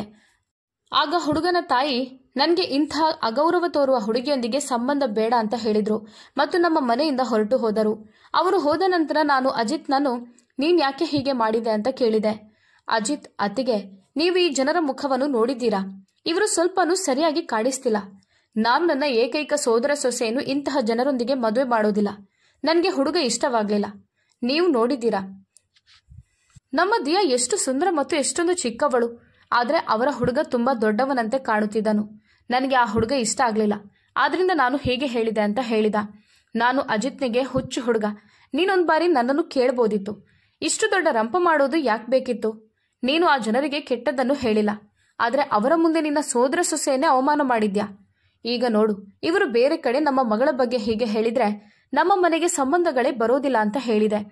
ಅಜಿತ್, ಅತ್ತಿಗೆ, ನೀವು ಯೋಚಿಸುತ್ತಿರುವಂತೆ ಏನೂ ಆಗೋದಿಲ್ಲ. ಇಂಥ ಕೆಟ್ಟ ಜನರು ನಮ್ಮ ಮನೆಗೆ ಮತ್ತೆ ಸಂಬಂಧ ತರಬಾರ್ದು ಅಂತ ನಾನು ಹೀಗೆ ಮಾಡಿದೆ. ಮತ್ತು ನೀವು ಅವರ ದೊಡ್ಡ ಮನೆಯನ್ನು ನೋಡಿ ಅವರಿಗೆ ಫಿದಾ ಆಗಿದ್ದೀರಿ. ನಮ್ಮ ದಿಯಾ ಎಷ್ಟು ಸುಂದರ ಮತ್ತು ಮುದ್ದಾಗಿದ್ದಾಳೆ ಅಂತ ನೋಡಿ. ಆ ಹುಡುಗನ ಮುಖದಿಂದಲೇ ಅವನು ಕಾಮಿ ಅಂತ ಅನ್ನಿಸ್ತದೆ. ಮತ್ತು ನೀವು ಅವನ ತಾಯಿಯನ್ನು ನೋಡಿದ್ದೀರಾ? ಅವಳು ತುಂಬಾ ಕುತಂತ್ರಿ ಮಹಿಳೆ ಅಂತ ಕಾಣುತ್ತಿದ್ದಳು. ನಾನು ನನ್ನ ದಿಯಾಳನ್ನು ಇಂಥ ಹುಡುಗನಿಗೆ ಕೊಡಲು ಬಯಸೋದಿಲ್ಲ ಅಂತ ಹೇಳಿದ. ಅಜಿತ್ನ ಈ ವರ್ತನೆಯಿಂದ ನನಗೆ ತುಂಬಾ ಕೋಪ ಬಂತು. ಆದ್ರೆ ಆಗ ಏನಾಗಬೇಕು ಆಗಿತ್ತು. ಆ ಜನರೊಂದಿಗೆ ಮತ್ತೆ ಮಾತನಾಡಿದ್ರೂ ಯಾವುದೇ ಉಪಯೋಗವಿರಲಿಲ್ಲ. ಸಂಜೆಯ ಸಮಯದಲ್ಲಿ ಅಜಿತ್ ಮತ್ತು ದಿಯಾ ಅಂಗಳದಲ್ಲಿ ಕುಳಿತು ಸಮೋಸ ತಿನ್ನುತ್ತಿದ್ದರು ಮತ್ತು ನಗುತ್ತಾ ಮಾತನಾಡುತ್ತಿದ್ದರು. ಆದ್ರೆ ನನ್ನ ಮನಸ್ಸು ತುಂಬಾ ಹಾಳಾಗಿತ್ತು. ಅವಳಿಗೆ ಯಾಕೆ ಇಷ್ಟೊಂದು ಖುಷಿಯಾಗಿದೆ ಅಂತ ನನಗೆ ಗೊತ್ತಾಗ್ಲಿಲ್ಲ. ಒಂದು ದಿನ ನಾನು ನನ್ನ ಮಗಳ ಕೋಣೆಯನ್ನು ಸ್ವಚ್ಛ ಮಾಡ್ತಿದ್ದೆ. ಅವಳು ಪರೀಕ್ಷೆ ಬರೆಯಲು ಕಾಲೇಜಿಗೆ ಹೋಗಿದ್ದಳು ಮತ್ತು ಅವಳ ಮೊಬೈಲ್ ಮನೆಯಲ್ಲಿಯೇ ಇತ್ತು. ನಾನು ಅವಳ ಕೋಣೆಯಲ್ಲಿದ್ದಾಗಲೇ ದಿಯಾಳ ಮೊಬೈಲ್ಗೆ ಯಾರೋ ಫೋನ್ ಮಾಡಿದ್ರು. ನಾನು ಕರೆಯನ್ನು ಸ್ವೀಕರಿಸಿದಾಗ ದಿಯಾಳ ಕಾಲೇಜಿನ ಒಬ್ಬ ಸ್ನೇಹಿತೆ ಮಾತನಾಡುತ್ತಿದ್ದಳು. ಅವಳು, ಆಂಟಿ, ದಿಯಾಳ ಆರೋಗ್ಯ ಹೇಗಿದೆ? ದಿಯಾ ಕಾಲೇಜಿನಲ್ಲಿ ಅರ್ಜಿ ಸಲ್ಲಿಸಿದ್ದಳು ಮತ್ತು ಅವಳ ಆರೋಗ್ಯ ಸರಿಯಿಲ್ಲ ಅಂತ ಹೇಳಿ 2 ದಿನ ರಜೆ ತೆಗೆದುಕೊಂಡಿದ್ದಳು ಅಂತ ಹೇಳಿದಳು. ನಾನು ಅವಳಿಗೆ, ಮಗಳೇ, ದಿಯಾ ಕಾಲೇಜಿಗೆ ಹೋಗಿದ್ದಾಳೆ. ಅವಳು ಯಾವುದೇ ಅರ್ಜಿಯನ್ನು ಸಲ್ಲಿಸಿಲ್ಲ ಮತ್ತು ಅವಳ ಆರೋಗ್ಯ ಕೂಡ ಸರಿ ಇದೆ ಅಂತ ಹೇಳಿದೆ. ಆಗ ಅವಳು, ಇಲ್ಲ ಆಂಟಿ, ಆ ಅರ್ಜಿಯಲ್ಲಿ ನಿಮ್ಮ ಸಹಿಯೂ ಇತ್ತು. ದಿಯಾ ಪರೀಕ್ಷೆ ನಡೆಯುತ್ತಿದೆ ಅಂತ ಹೇಳಿ ಪರೀಕ್ಷೆ ಬರೆಯಲು ಕಾಲೇಜಿಗೆ ಹೋಗಿದ್ದಾಳೆ ಎಂದು ನನಗೆ ಹೇಳಿದ್ದಳು ಅಂತ ಹೇಳಿದೆ. ಆದರೆ ಅವಳ ಸ್ನೇಹಿತೆ, ಇಲ್ಲ ಆಂಟಿ, ಕಾಲೇಜಿನಲ್ಲಿ ಯಾವುದೇ ಪರೀಕ್ಷೆಗಳು ನಡೆಯುತ್ತಿಲ್ಲ ಮತ್ತು ದಿಯಾ ಕೆಲವು ದಿನಗಳಿಂದ ಕಾಲೇಜಿಗೆ ಬರುತ್ತಿಲ್ಲ ಅಂತ ಹೇಳಿದಳು. ನನ್ನ ಮಗಳು ಏನು ಮಾಡುತ್ತಿದ್ದಾಳೆ ಅಂತ ನನಗೆ ತುಂಬಾ ಆತಂಕವಾಯಿತು. ದಿಯಾ ಮನೆಯಿಂದ ಕಾಲೇಜಿಗೆ ಹೋಗುತ್ತಿದ್ದೇನೆ ಅಂತ ಹೇಳಿ ಹೋಗುತ್ತಿದ್ದಳು. ಆದ್ರೆ ಅವಳು ಯಾಕೆ ಕಾಲೇಜಿಗೆ ಹೋಗುತ್ತಿರಲಿಲ್ಲ. ನಾನು ಅವಳ ಸ್ನೇಹಿತೆಗೆ, ನೀನು ದಿಯಾಗೆ ನಾನು ನಿನ್ನ ಜೊತೆ ಮಾತನಾಡಿದ್ದೇನೆ ಅಂತ ಹೇಳಬೇಡ ಅಂತ ಹೇಳಿ ಕರೆಯನ್ನು ಕಡಿತಗೊಳಿಸಿ ದಿಯಾಳ ಮೊಬೈಲ್ ಅನ್ನು ಅಲ್ಲೇ ಇಟ್ಟೆ. ಸಂಜೆ ನಾನು ಅಜಿತ್ ಮತ್ತು ದಿಯಾಳನ್ನು ಕರೆದೆ. ಕೋಣೆಯ ವಾತಾವರಣ ನ್ಯಾಯಾಲಯದಂತೆ ಆಗಿತ್ತು. ನಾನು ದಿಯಾಗೆ ಅವಳ ಸ್ನೇಹಿತೆಯ ಕರೆಯ ಬಗ್ಗೆ ಹೇಳಿದೆ ಮತ್ತು ಇದು ನೀನು ಕಾಲೇಜಿಗೆ ಹೋಗುವ ನೆಪದಲ್ಲಿ ಎಲ್ಲಿ ಹೋಗ್ತೀಯಾ? ನಿನ್ನ ಸ್ನೇಹಿತೆ ನೀನು ಸುಮಾರು 5 ದಿನಗಳಿಂದ ಕಾಲೇಜಿಗೆ ಹೋಗಿಲ್ಲ ಅಂತ ಹೇಳ್ತಿದ್ಲು ಮತ್ತು ನೀನು ನನ್ನ ನಕಲಿ ಸಹಿ ಹಾಕಿ ಅರ್ಜಿಯನ್ನು ಸಲ್ಲಿಸಿದ್ಯಾ? ನಿನ್ಗೆ ಸುಳ್ಳು ಹೇಳಲು ಮತ್ತು ನನ್ನ ಹೆಸರಿನಲ್ಲಿ ಸಹಿ ಮಾಡಲು ಹೇಗೆ ಧೈರ್ಯ ಬಂತು? ನೀನ್ ಇದೆಲ್ಲ ಏನ್ ಮಾಡ್ತಿದ್ಯಾ ಅಂತ ಕೇಳಿದೆ. ಅಜಿತ್ ಮತ್ತು ದಿಯಾ ಇಬ್ಬರು ತಲೆ ಬಗ್ಗಿಸಿ ನಿಂತಿದ್ದರು. ಯಾಕಂದ್ರೆ ಅವರ ಸುಳ್ಳು ಬಯಲಾಗಿದೆ ಅಂತ ಅವರಿಗೆ ತಿಳಿದಿತ್ತು. ಆದ್ರಿಂದ ಅವರ ಬಳಿ ಮಾತನಾಡಲು ಏನೂ ಇರಲಿಲ್ಲ. ನನಗೆ ತುಂಬಾ ಕೋಪ ಬಂತು ಮತ್ತು ನಾನು, ನೀವೇನ್ ಮಾಡ್ತಿದ್ದೀರಾ ಅಂತ ಸತ್ಯ ಹೇಳಿ, ಇಲ್ದಿದ್ರೆ ನಾನು ನಿಮ್ಮಿಬ್ಬರಿಗೆ ಸರಿಯಾಗಿ ಪಾಠ ಕಲಿಸುತ್ತೇನೆ ಅಂತ ಹೇಳಿದೆ. ನನ್ನ ಮೈದುನ ಅಜಿತ್ ದಿಯಾಗೆ ಸಹಾಯ ಮಾಡಿದ್ದಾನೆಂದು ನನಗೆ ಚೆನ್ನಾಗಿ ತಿಳಿದಿತ್ತು. ನಾನು ನನ್ನ ಮಗಳಿಗೆ, ನಾನು ನಿನಗೆ ಹಣ ನೀಡುವುದನ್ನು ನಿಲ್ಲಿಸುತ್ತೇನೆ, ಆಗ ನೀನು ಹೇಗೆ ನಿನ್ನ ಖರ್ಚನ್ನು ನಿಭಾಯಿಸ್ತೀಯ ಅಂತ ನೋಡುತ್ತೇನೆ ಅಂತ ಹೇಳಿದೆ. ಅಷ್ಟರಲ್ಲಿ ದಿಯಾ, ಅಮ್ಮ, ನಾನು ಕೆಲವು ದಿನಗಳ ರಜೆ ತೆಗೆದುಕೊಂಡಿದ್ದೆ ಮತ್ತು ನಾನು ನನ್ನ ಸ್ನೇಹಿತರ ಜೊತೆ ಸಿನಿಮಾ ನೋಡಲು ಹೋಗ್ತಿದ್ದೆ. ಚಿಕ್ಕಪ್ಪನ ಅನುಮತಿ ತೆಗೆದುಕೊಂಡ ನಂತರ ಮತ್ತು ನಾವು ಹುಡುಗಿಯರು ಒಟ್ಟಾಗಿ ಪಾರ್ಕ್ ಹೋಗ್ತಿದ್ದೇವೆ ಅಂತ ಹೇಳಿದ್ಲು. ನಾನು, ನೀವು ಸಿನಿಮಾ ನೋಡಲು ಮತ್ತು ತಿರುಗಾಡಲು ಭಾನುವಾರ ಸಿಗೋದಿಲ್ವಾ ಅಂತ ಕೇಳಿದೆ. ಅಜಿತ್, ಅತ್ತಿಗೆ, ನನಗೆ ಸಿನಿಮಾ ನೋಡಲು ಹೋಗ್ಬೇಕು ಅನ್ನಿಸ್ತಿತ್ತು. ಆದ್ದರಿಂದ ದಿಯಾಗೆ ಕಾಲೇಜಿಗೆ ರಜೆ ತೆಗೆದುಕೊಳ್ಳಲು ಹೇಳಿದೆ ಮತ್ತು ನಿಮ್ಮ ಬಳಿ ಸುಳ್ಳು ಹೇಳಲು ಹೇಳಿದೆ. ಅತ್ತಿಗೆ, ದಯವಿಟ್ಟು ನನ್ನನ್ನು ಕ್ಷಮಿಸಿ ಮತ್ತು ದಿಯಾಳನ್ನು ಕ್ಷಮಿಸಿ. ಇದರಲ್ಲಿ ಅವಳ ತಪ್ಪೇನೂ ಇಲ್ಲ. ನಾನು ದಿಯಾಗೆ ಕಾಲೇಜಿಗೆ ರಜೆ ತೆಗೆದುಕೊಳ್ಳಲು ಹೇಳಿದೆ ಮತ್ತೆ ನಾವೊಂದು ದಿನ ಸಿನಿಮಾ ನೋಡಲು ಹೋದೆವು, ಮತ್ತೊಂದು ದಿನ ಪಾರ್ಕ್ಗೆ ಹೋದೆವು ಅಂತ ಹೇಳಿದ. ಅವರಿಬ್ಬರ ಈ ವರ್ತನೆ ನನಗೆ ಅರ್ಥವಾಗಲಿಲ್ಲ. ಈ ಜನರು ಏನ್ ಮಾಡ್ತಿದ್ದಾರೆ ಅಂತ ನನಗೆ ಗೊತ್ತಾಗ್ಲಿಲ್ಲ. ಮನೆಯಲ್ಲಿ ನನ್ನ ಮೈದುನ ಮತ್ತು ನನ್ನ ಮಗಳು ಇದೇ ರೀತಿ ವಿಚಿತ್ರ ವರ್ತನೆ ಮಾಡ್ತಿದ್ರು. ನಾನು ಅವರಿಬ್ಬರ ಮೇಲೂ ಕಣ್ಣಿಡಲು ಪ್ರಾರಂಭಿಸಿದೆ. ಅವರಿಬ್ಬರು ಮನೆಯಲ್ಲಿ ತುಂಬಾ ನಗುತ್ತಾ ತಮಾಷೆ ಮಾಡುತ್ತಿದ್ದರು ಮತ್ತು ಕೆಲವೊಮ್ಮೆ 2-3 ಗಂಟೆಗಳ ಕಾಲ ಕುಳಿತು ಮಾತನಾಡುತ್ತಿದ್ದರು. ಚಿಕ್ಕಪ್ಪ ಮತ್ತು ಸೋದರ ಸೊಸೆಯ ನಡುವಿನ ಪ್ರೀತಿ ಸ್ವಲ್ಪ ಹೆಚ್ಚಾಗಿತ್ತು. ಅವರಿಗೆ ಪರಸ್ಪರ ಬಿಟ್ಟು ಬೇರೆ ಯಾರೂ ಕಾಣುತ್ತಿರಲಿಲ್ಲ. ಈ ಮಧ್ಯೆ ನಾನು ದಿಯಾಗೆ ಮತ್ತೊಂದು ಸಂಬಂಧ ಹುಡುಕಲು ಪ್ರಾರಂಭಿಸಿದ್ದೆ. ನನ್ನ ಮೈದುನನಿಗೆ ಹುಡುಗನಲ್ಲಿ ಯಾವುದೇ ತಪ್ಪು ಕಂಡರೆ ನನಗೆ ಹೇಳು, ಜನರ ಮುಂದೆ ರಂಪ ಮಾಡಬೇಡ, ಯಾಕಂದ್ರೆ ಹೀಗೆ ಮಾಡೋದ್ರಿಂದ ನಿನ್ನ ಸೋದರ ಸೊಸೆಯ ಅವಮಾನವಾಗುತ್ತದೆ ಮತ್ತು ಅವಳ ಸಂಬಂಧಗಳು ಬರುವುದು ನಿಂತು ಹೋಗುತ್ತದೆ ಅಂತ ಹೇಳಿದೆ. ಈ ಮಾತನ್ನು ಕೇಳಿ ನನ್ನ ಮೈದುನ ಒಂದು ವಿಚಿತ್ರವಾದ ಮಾತು ಹೇಳಿದ. ಅವನು ನನ್ನ ಸೋದರ ಸೊಸೆಯ ಸಂಬಂಧಗಳಿಗೆ ಕೊರತೆ ಇಲ್ಲ ಅಂತ ಹೇಳಿದ. ನಾನು ಅಜಿತ್ನನ್ನು, ನೀನೇನು ಹೇಳಲು ಬಯಸ್ತೀಯಾ? ಸಂಬಂಧಗಳ ಅಗತ್ಯವಿಲ್ಲ ಅಂದ್ರೆ ಇದರ ಅರ್ಥವೇನು ಎಂದು ಕೇಳಿದೆ. ನನ್ನ ಮೈದುನ, ಅತ್ತಿಗೆ, ಅದು ಬಾಯಿ ತಪ್ಪಿ ಬಂತು, ಹಾಗೇನೂ ಇಲ್ಲ ಅಂತ ಹೇಳಿದ. ನನ್ನ ಮೈದುನ ಮತ್ತು ನನ್ನ ಮಗಳಿಂದ ನಾನು ತುಂಬಾ ಬೇಸರಗೊಂಡಿದ್ದೆ. ಇವರೇನ್ ಮಾಡ್ತಿದ್ದಾರೆ ಮತ್ತು ಏನು ಯೋಚಿಸುತ್ತಿದ್ದಾರೆ ಅಂತ ನನಗೆ ಗೊತ್ತಾಗ್ಲಿಲ್ಲ. ನಾನು ನನ್ನ ಮೈದುನ ಮತ್ತು ನನ್ನ ಮಗಳಿಗೆ ಹೆಚ್ಚು ಸ್ವಾತಂತ್ರ್ಯ ಕೊಟ್ಟಿದ್ದರಿಂದ ಹೀಗಾಯಿತು. ಈ ಬಾರಿ ನಾನು ನನ್ನ ಮಗಳಿಗೆ ಹುಡುಕಿದ ಸಂಬಂಧದಲ್ಲಿ ಯಾರೂ ಯಾವುದೇ ತಪ್ಪನ್ನು ಕಂಡುಹಿಡಿಯಲು ಸಾಧ್ಯವಿಲ್ಲ ಅಂತ ನನಗೆ ಅನಿಸಿತ್ತು. ಹುಡುಗ ಚಿಕ್ಕ ವಯಸ್ಸಿನವನಾಗಿದ್ದ, ನೋಡಲು ಸುಂದರನಾಗಿದ್ದ. ಅವನ ಕುಟುಂಬವು ತುಂಬಾ ಒಳ್ಳೆಯದು ಮತ್ತು ಅವರು ಶ್ರೀಮಂತ ಕುಟುಂಬಕ್ಕೆ ಸೇರಿದವರು. ಅವನ ತಾಯಿ ತಂದೆ ಬ್ಯಾಂಕಿನಲ್ಲಿ ಕೆಲಸ ಮಾಡ್ತಿದ್ರು. ಹುಡುಗ ಸುಂದರ ಮತ್ತು ಬಿಳಿ ಮೈಬಣ್ಣದವನಾಗಿದ್ದ. ಅವರು ನನ್ನ ಮಗಳಿಗಿಂತ ವಯಸ್ಸಿನಲ್ಲಿ ಹೆಚ್ಚು ದೊಡ್ಡವನಾಗಿರಲಿಲ್ಲ. ಬಹುಶಃ ಅವಳ ವಯಸ್ಸಿನವನೇ ಆಗಿದ್ದ. ಹುಡುಗನ ಮನೆಯವರಿಗೆ ನನ್ನ ಮಗಳು ಇಷ್ಟವಾಗಿದ್ದಳು, ಯಾಕಂದ್ರೆ ನನ್ನ ಮಗಳು ದಿಯಾ ತುಂಬಾ ಸುಂದರವಾಗಿದ್ದಳು. ನಾನು ನನ್ನ ಮೈದುನನತ್ತ ನೋಡಿದೆ. ಈಗ ಅವನು ಯಾವುದೇ ತಪ್ಪನ್ನು ಕಂಡುಹಿಡಿಯಲು ಸಾಧ್ಯವಿಲ್ಲ ಅಂತ ನನಗೆ ಅನಿಸಿತ್ತು. ಆದ್ರೆ ಅಜಿತ್ ತುಂಬಾ ಆತಂಕದಲ್ಲಿರುವಂತೆ ಕಾಣುತ್ತಿದ್ದ. ಹುಡುಗನ ಮನೆಯವರು ನಮಗೆ ನಿಮ್ಮ ಮಗಳು ತುಂಬಾ ಇಷ್ಟವಾಗಿದ್ದಾಳೆ, ನಾವು ಬೇಗನೆ ನಿಶ್ಚಿತಾರ್ಥ ಮಾಡಿಸಲು ಮತ್ತು ಮದುವೆ ಮಾಡಿ ನಿಮ್ಮ ಮಗಳನ್ನು ನಮ್ಮ ಮನೆಗೆ ಕರೆದುಕೊಂಡು ಹೋಗಲು ಬಯಸುತ್ತೇವೆ ಅಂತ ಹೇಳಿದ್ರು. ಈ ಮಾತನ್ನು ಕೇಳಿ ನನಗೆ ತುಂಬಾ ಸಂತೋಷವಾಯಿತು ಮತ್ತು ಅವರ ಮಾತುಗಳು ನನಗೆ ತುಂಬಾ ಇಷ್ಟವಾಯಿತು. ಅವರು ನಾವೀಗ ನಿಮ್ಮ ಮನೆಗೆ ಬಂದಿದ್ದೇವೆ, ಒಂದು ಬಾರಿ ನೀವು ನಮ್ಮ ಮನೆಗೆ ಬಂದು ಎಲ್ಲಾ ವಿಷಯಗಳನ್ನು ತಿಳಿದುಕೊಳ್ಳಿ, ನಂತರ ಎಲ್ಲರೂ ಒಟ್ಟಾಗಿ ಮಾತನಾಡಿ ಮದುವೆ ದಿನಾಂಕವನ್ನು ನಿಗದಿಪಡಿಸೋಣ ಅಂತ ಹೇಳಿದ್ರು. ಅವರು ನಮ್ಮನ್ನು ತಮ್ಮ ಮನೆಗೆ ಬರಲು ಹೇಳಿದ್ದು ನನಗೆ ತುಂಬಾ ಇಷ್ಟವಾಯಿತು. ನಾವು 2 ದಿನಗಳ ನಂತರ ನಿಮ್ಮ ಮನೆಗೆ ಬರುತ್ತೇವೆ ಅಂತ ಹೇಳಿದೆ. ಅವರು ನಮ್ಮ ಮನೆಯಿಂದ ಹೋದ ನಂತರ ನನ್ನ ಮೈದುನ ನಾವಿಲ್ಲಿ ಸಂಬಂಧ ಮಾಡೋದಿಲ್ಲ ಅಂತ ಹೇಳಿದ. ಅವರು ನನ್ನ ಮಗಳ ಮದುವೆ ಆಗಲು ಬಯಸುವುದಿಲ್ಲ ಅಂತ ನನಗೆ ಅನಿಸಿತು. ಆಗ ನಾನು ಯಾಕೆ ಸಂಬಂಧ ಮಾಡೋದಿಲ್ಲ, ಈ ಸಂಬಂಧದಲ್ಲಿ ಏನ್ ತಪ್ಪಿದೆ, ಇಂತಹ ಸಂಬಂಧಗಳು ಅದೃಷ್ಟವಂತರಿಗೆ ಮಾತ್ರ ಸಿಗುತ್ತವೆ. ಇಷ್ಟು ವಿದ್ಯಾವಂತ ಸಂಬಂಧ, ನಾನು ನನ್ನ ಮಗಳನ್ನು ಇಲ್ಲಿ ಮದುವೆ ಮಾಡಲು ಒಪ್ಪಿದ್ದೇನೆ. ನಿನ್ನ ಸೋದರ ಸೊಸೆಯ ಅದೃಷ್ಟವು ಚೆನ್ನಾಗಿದೆ. ನಾನು ನನ್ನ ಮಗಳನ್ನು ಇದೇ ಕುಟುಂಬಕ್ಕೆ ಮದುವೆ ಮಾಡಿಸುತ್ತೇನೆ ಮತ್ತು ಬೇಗನೆ ಮಾಡುತ್ತೇನೆ. ಈ ಸಂಬಂಧ ನಮ್ಮ ಕೈಯಿಂದ ಹೋಗಬಾರ್ದು. ಅವರು ತುಂಬಾ ಶ್ರೀಮಂತರು ಮತ್ತು ವಿದ್ಯಾವಂತರು. ಅದರ ಜೊತೆಗೆ ಅವರು ತಮ್ಮ ಸೊಸೆಯಂದಿರ ಮೇಲೆ ಯಾವುದೇ ನಿರ್ಬಂಧಗಳನ್ನು ಹಾಕೋದಿಲ್ಲ. ಅವರ ಈ ಮಾತುಗಳು ನನಗೆ ತುಂಬಾ ಇಷ್ಟವಾಯಿತು. ಅವರ ಹೇಳಿಕೆಯಂತೆ 2 ದಿನಗಳ ನಂತರ ನೀವು ನಿಮ್ಮ ಮಗಳನ್ನು ನಮ್ಮ ಜೊತೆ ಕರೆದುಕೊಂಡು ನಮ್ಮ ಮನೆಗೆ ಬನ್ನಿ. ಇಬ್ರು ಮಕ್ಕಳು ಕುಳಿತು ಮಾತನಾಡಲಿ, ಯಾಕಂದ್ರೆ ಅವರಿಗೆ ಜೀವನವನ್ನು ಒಟ್ಟಿಗೆ ಕಳೆಯಬೇಕಾಗಿದೆ. ಆದ್ರಿಂದ ಅವರಿಬ್ರು ಮಾತನಾಡುವುದು ತುಂಬಾ ಮುಖ್ಯ ಅಂತ ಹೇಳಿದ್ದಾರೆ. ನನಗೆ ಅವರ ಈ ವರ್ತನೆ ತುಂಬಾ ಇಷ್ಟ ಆಯಿತು. ಯಾಕಂದ್ರೆ ಮದುವೆಗೆ ಮೊದಲು ಹುಡುಗ ಹುಡುಗಿಗೆ ಮಾತನಾಡಲು ಅನುಮತಿ ನೀಡುವ ಜನರು ವಿರಳ. ನಾನು ನನ್ನ ಮೈದುನ ಮತ್ತು ನನ್ನ ಮಗಳ ಇಬ್ಬರಿಗೂ ಮದುವೆ ಅಲ್ಲಿ ಆಗುತ್ತದೆ ಅಂತ ಹೇಳಿದೆ. ಇಬ್ಬರು ನನ್ನ ಮಾತಿಗೆ ಮೌನವಾಗಿದ್ದರು. ನಾನವರ ಮೌನವನ್ನು ಒಪ್ಪಿಗೆ ಅಂತ ಭಾವಿಸಿದೆ. ನಾನು ಹುಡುಗನ ಮನೆಗೆ ಹೋಗಲು ತಯಾರಿ ಮಾಡಲು ಪ್ರಾರಂಭಿಸಿದೆ. ದಿಯಾಳಿಗಾಗಿ ಒಂದು ಒಳ್ಳೆಯ ಸೂಟನ್ನು ತೆಗೆದಿಟ್ಟೆ ಮತ್ತು ನನಗೂ ಒಳ್ಳೆಯ ತಯಾರಿ ಮಾಡಿಕೊಂಡೆ. ಆದ್ರೆ 2 ದಿನಗಳ ನಂತರ ನಾವವರ ಮನೆಗೆ ಹೋಗ್ಬೇಕಾದ್ರೆ ಅಜಿತ್ ಮತ್ತೆ ದಿಯಾ ಇಬ್ರು ಮನೆಯಲ್ಲಿ ಇರ್ಲಿಲ್ಲ. ಇಬ್ಬರು ನಾವು ಹುಡುಗನ ಕುಟುಂಬಕ್ಕಾಗಿ ಉಡುಗೊರೆಗಳನ್ನು ತರಲು ಹೋಗುತ್ತಿದ್ದೇವೆ ಅಂತ ಹೇಳಿ ಮನೆಯಿಂದ ಹೊರಟಿದ್ದರು. ಯಾಕಂದ್ರೆ ಬರಿಗೈಯಲ್ಲಿ ಹೋಗುವುದು ಒಳ್ಳೆಯದಿಲ್ಲ ಅಂತ ಅವರಿಗೆ ಅನಿಸಿತ್ತು. ಆದ್ರೆ ಅವರಿಬ್ಬರು ಮಾರುಕಟ್ಟೆಗೆ ಹೋಗಿ 2-3 ಗಂಟೆಗಳು ಕಳೆದಿದ್ದರೂ ಇನ್ನೂ ಮನೆಗೆ ಬಂದಿರಲಿಲ್ಲ. ಅವರು ನಮಗೆ ಮಧ್ಯಾಹ್ನ ಊಟಕ್ಕೆ ಆಹ್ವಾನ ನೀಡಿದ್ದರು ಮತ್ತು ಮಧ್ಯಾಹ್ನ 3 ಗಂಟೆಯಾಗಿತ್ತು. ಊಟದ ಸಮಯ ಮೀರಿ ಹೋಗ್ತಿತ್ತು. ನಾವು ತಡವಾಗಿ ಹೋದ್ರೆ ಅವರು ಏನಂದುಕೊಳ್ಳುತ್ತಾರೆ, ಇದು ನಮ್ಮ ಗೌರವದ ವಿಷಯವಾಗಿತ್ತು. ನಾನು ಅಜಿತ್ಗೆ ಕರೆ ಮಾಡಿದಾಗ ಅವನು ಕರೆ ಸ್ವೀಕರಿಸುತ್ತಿರಲಿಲ್ಲ. ಸ್ವಲ್ಪ ಸಮಯದ ನಂತರ ಅವನು ಕರೆ ಸ್ವೀಕರಿಸಿದಾಗ ನಾವು ಬರುತ್ತಿದ್ದೇವೆ, ದಾರಿಯಲ್ಲಿದ್ದೇವೆ, ಟ್ರಾಫಿಕ್ ಜಾಮ್ ಆಗಿದ್ದರಿಂದ ತಡವಾಗ್ತಿದೆ ಅಂತ ಹೇಳ್ತಿದ್ದ. ಆದರೆ ಸ್ವಲ್ಪ ಸಮಯದ ನಂತರ ನನ್ನ ಮೈದುನ ತನ್ನ ಮೊಬೈಲ್ ಸ್ವಿಚ್ ಆಫ್ ಮಾಡಿಕೊಂಡನು ಮತ್ತು ನನ್ನ ಮಗಳ ನಂಬರ್ ಕೂಡ ಸ್ವಿಚ್ ಆಫ್ ಆಗಿತ್ತು. ನಾನು ಇಬ್ಬರ ನಂಬರ್ಗೂ ಮತ್ತೆ ಮತ್ತೆ ಕರೆ ಮಾಡ್ತಿದ್ದೆ ಮತ್ತು ತುಂಬಾ ಆತಂಕಗೊಂಡಿದ್ದೆ. ಇಬ್ಬರ ನಂಬರ್ ಕೂಡ ಸ್ವಿಚ್ ಆಫ್ ಆಗಿತ್ತು. ಸಂಜೆ 4 ಗಂಟೆಯಾಗಿತ್ತು ಮತ್ತು ನನ್ನ ಮೈದುನ ಮತ್ತು ನನ್ನ ಮಗಳು ಎಲ್ಲಿ ಹೋಗಿದ್ದಾರೆ ಅಂತ ಗೊತ್ತಾಗ್ಲಿಲ್ಲ. ಹುಡುಗನ ಮನೆಯವರು ಮತ್ತೆ ಮತ್ತೆ ನೀವು ಯಾಕೆ ಬರುತ್ತಿಲ್ಲ ಅಂತ ಕರೆ ಮಾಡುತ್ತಿದ್ದರು. ನಾನವರಿಗೆ ಏನಾದ್ರೂ ನೆಪ ಹೇಳಿ ಸ್ವಲ್ಪ ಸಮಯದ ನಂತರ ಬರುತ್ತೇವೆ ಅಂತ ಹೇಳ್ತಿದ್ದೆ. ಅವರ ಮುಂದೆ ನನಗೆ ತುಂಬಾ ನಾಚಿಕೆಯಾಯಿತು. ನಾನೊಬ್ಬಳೇ ಹೋಗಲು ಯೋಚಿಸಿದ್ದೆ. ಆದ್ರೆ ಅವರು ನಿಮ್ಮ ಮಗಳು ಮತ್ತು ಮೈದುನ ಎಲ್ಲಿ, ಅವರು ಜೊತೆ ಬಂದಿಲ್ವಾ ಅಂತ ಕೇಳಿದ್ರೆ ನಾನೇನು ಉತ್ತರ ಕೊಡುತ್ತೇನೆ ಅಂತ ನನಗೆ ಅನಿಸಿತು. ಸಂಜೆ 6 ಗಂಟೆ ಆದಾಗ ನಾನು ನನ್ನ ಫೋನನ್ನು ಸ್ವಿಚ್ ಆಫ್ ಮಾಡಿಕೊಂಡೆ. ಯಾಕಂದ್ರೆ ಅವರ ಪ್ರಶ್ನೆಗಳಿಗೆ ಉತ್ತರ ನೀಡಲು ನನಗೆ ಧೈರ್ಯ ಇರಲಿಲ್ಲ. ರಾತ್ರಿ 8 ಗಂಟೆ ಆದಾಗ ಚಿಕ್ಕಪ್ಪ ಮತ್ತು ಸೊಸೆ ಇಬ್ಬರು ನಗುತ್ತಾ ಮನೆಯೊಳಗೆ ಬಂದರು. ನಾನು ಬಾಗಿಲ ಬಳಿ ನಿಂತಿದ್ದನ್ನು ನೋಡಿ ಅವರ ಮುಖದಲ್ಲಿ ನಗು ಮಾಯವಾಯಿತು. ನಾನು, ನೀವಿಬ್ರು ಹೋಗಿ ಇಡೀ 8 ಗಂಟೆಗಳಾಗಿವೆ, ನೀವಿನ್ನೂ ಉಡುಗೊರೆಗಳನ್ನೇ ತರ್ತಿದ್ದೀರಾ ಎಂದು ಕೇಳಿದೆ. ನನ್ನ ಮೈದುನ ಏನೋ ಹೇಳಲು ಹೊರಟಿದ್ದ.